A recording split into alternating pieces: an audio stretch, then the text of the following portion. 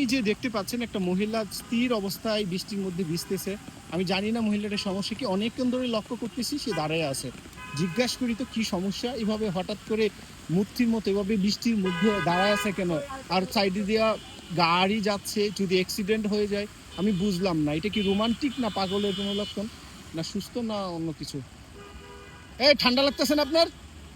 হ্যাঁ, অনেকক্ষণ ধরে দাঁড়ায় আছেন, কি হলো? বাসা নাই? যান যান যান, বাসায় যান।